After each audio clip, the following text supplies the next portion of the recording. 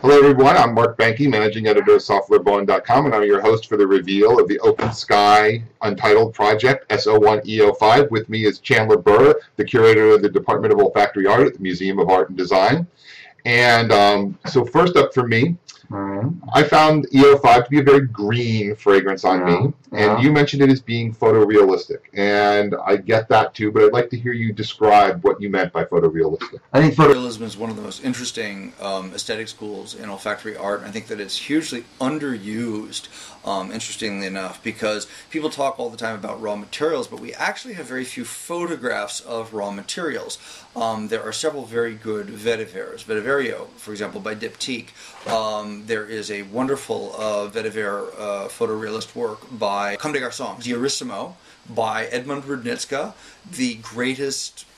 There's Germaine Cellier, there's Ernest Beau, one of the greatest olfactory artists of the mid-20th century. What Rudnitska did was essentially take a photograph of Lily of the Valley, an olfactory photograph, metaphorically speaking. What was interesting was he did it before we had any of the carbon dioxide extractions that we have today that give you a room temperature, so it's a real flower. And in any case, there is no raw material, even carbon dioxide extraction of Lily of the Valley. So he pieced these things together. He took these materials and he created this beautiful, utterly photorealistic work. Now, there are several examples. Gucci beautifully created, absolutely gorgeous photograph of cedar. And people say, well, it smells like pencil shavings. Well, yes, it does smell like pencil shavings because pencils are made out of cedar, the ones that aren't made of That's exactly the point. It's this rather extraordinary, I think very much modernist work. That E05 is interesting in the way that Une Rose by Edouard Flechier, great artist, is photorealist. It actually elides into abstract expressionism, just a little bit. He's actually taking the idea, Flechier, taking the idea of a rose and abstracting it slightly, heightening it. We talked about this. You think it's So I find Une Rose almost day glow in its over thing, that it rises to a level that makes you go wow, right? It's rose. It does all caps. It's never struck me as being day glow. It's never struck me as being that heightened. I wouldn't put it in Warholian territory. To me, it's still it's more than rose, and its insistence and its strength and its personality, and it's coming from the quality of the materials. To talk material for a minute, but the aesthetics of it are absolutely extraordinary. I would argue actually that it is so beautiful that it seems abstracted. Anyway, let's move on to E05. Right. And so, which we have right here. What was this trying to capture? What's the photo it was taking? By one of the best young artists around. I think of him as young Fabrice Pellegrin, and I think it's extraordinary. And it is a photorealist work that, again, is like Flechier does with Une Rose, slightly abstracted. It is not merely the smell of, and it's of course ivy, English ivy to be precise. It's not just the smell of English ivy. You've also got the soil underneath the ivy. You have a sense of the humidity. I think there's almost, maybe it's from growing up in a house that one side was completely covered in ivy outside of Washington, D.C., but you've almost got the brick. You've certainly got a spring freshness. Is not just that. It's beautiful. Photorealism is, again, slightly heightened, and the perfume, of course, is Eau de Lier. Yep. Yeah. So, and it's just I just think it's wonderful. I think it's one of the most brilliant works of olfactory art that I have ever smelled in my life. It's very different from, for example, earlier Untitled's Yuzu Rouge. When you think of Yuzu Rouge, it is crystalline clarity, and the raw materials are woven together in filaments that are so small, microfibers, that it really is almost on an atomic level. Simply one, the yuzu, obviously, which is this beautiful citrus, this Japanese citrus, but the other materials in it, and it becomes glass. And this, not at all. And this is tactile. It's three-dimensional. It has a darkness to it that's absolutely wonderful. Right. So it captures, so that's one of the things that somebody mentioned on one of the forums. This also captures the shadows of this. This is where I find the photorealism particularly apt. When I look at photorealism in visual art, it's the reflections or the things in between the photorealism that make it more real for me. Yeah. I think that's, for me, that's what Eau de Lire does for me. It's the space in between the ivy. The ivy's there, but it's the other things that are spaced in between it. There is a real sense of depth here, of darkness. I also get a bit of that spicy nature smell out of this that was particularly evident to me growing up in Florida. When I would go into the Everglades, you would get that. This is one of the few fragrances that I think captures that, which I also think is a bit. I would say, just to give a different word to it, and this is not necessarily a better word, not spice, because people think of spices, but I understand what you mean. There's a piquancy to it. That's a better word. Correct. You know?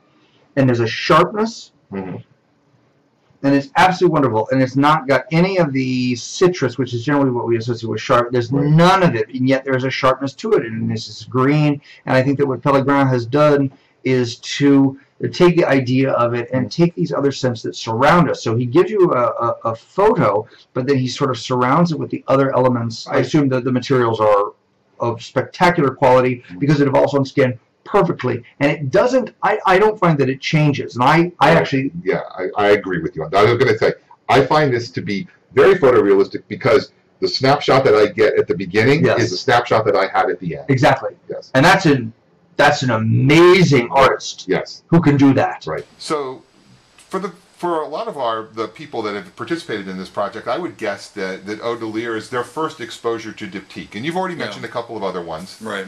Tom Dow and Philosikos. Right. And so Olivia Jacobetti. Right. Philosikos. And so are there others within this collection which you prize so highly that you think our readers, our listeners, should seek out? I think that there are several. I think the entire collection is worth. I think there's not a single misstep. There are some that I think are greater than others, but I don't think there's any that can be ignored, and that's really saying something for a collection. There are two by Olivier Pecheux that I made a note of. I think Eau de Tarraco is absolutely extraordinary. It is one of the most beautiful single works of olfactory art that I've ever smelled in my life. 34 Boulevard Saint-Germain is beautiful, and it's interesting because that's maybe that is the actual address of the store, and yet I find in a sense that that's the least typical of. At least diptyque-ish diptyque. I was surprised when I tried it, and for exactly that reason. It did not smell like a diptyque until I wore it for a couple of days. Oh, really? And then when I wore it for a couple of days, I get what you talked about. It is a French store. Yes. It is a diptyque store. Yeah. It's the diptyque home store with multi-layers of fragrances, the candles, the fragrances that come off it. And at that point, when it finally clicked in my head, I was like, yes, this is a diptyque. Yeah. It's extraordinary. I mean, maybe because it is a store, it's more, in a sense, formal and formalized and maybe more domesticated than the other. Tom Dow is explosion of things, and some of these things are very, very almost savage, and that's more correct. Beautiful scent. Olivier did a beautiful job on that. Fabrice Pellegrin. Pellegrin did Eau Duel, which is who knew that you could do a vanilla as great in the 21st century, as great as the one done by Guerlain at the beginning of the 20th century, Chalimard. Eau Duel is extraordinary, extraordinary. Pellegrin also did Volute, which is recent, which is gorgeous. I think that's extraordinary. They are all of them virtually flawless. Eau de Lire is virtually flawless in its structure, in its in the way that the materials are placed on the structure, in the way that they are soldered together. You have him, putting these things in, and I say soldered quite intentionally. They're so solid, they don't move. That's right. This is solid perfumery, rock solid. And the thing is I have never been disappointed when I've tried one of these, and that to me is the hallmark for anything. All right. So one of the things I want to tell people who are watching this, the Untitled series on OpenSky is going to take a month off for the very best of reasons. Chandler, in his post as the director of olfactory art at the Museum of Art and Design, is opening the first ever large-scale exhibit of fragrance to be presented as olfactory art. Right. The exhibit is The Art of Scent, 1889 to 2012. It opens on November 13th. It runs through February 24th. It's going to travel.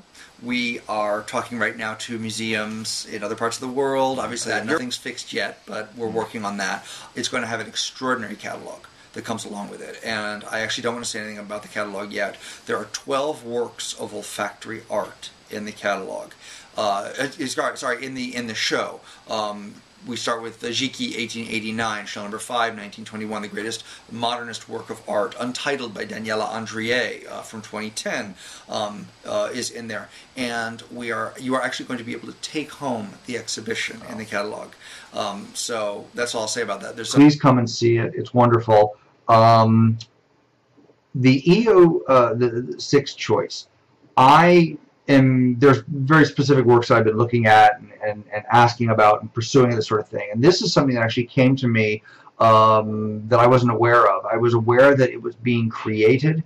It is a new scent. It is extraordinary. I actually followed through several of the mods, the evolution of this work. And the work is, I think, extraordinary in and of itself. It's an extraordinary use of materials. It is a very daring work.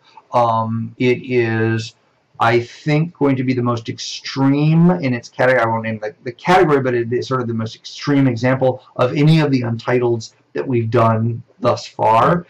And it's one of the most impressive works of olfactory art that I've smelled in a long, long time. All right. Well, so with that, we're going to leave you. We will be back at the end of December with another reveal. Make sure to keep your eyes open on OpenSky as of December 1st for the introduction and sales of EO6. And please remember, the exhibit, The Art of Scent, opens at the Museum of Art and Design on November 13th, this in 2 weeks from now. And please come visit when you're in New York.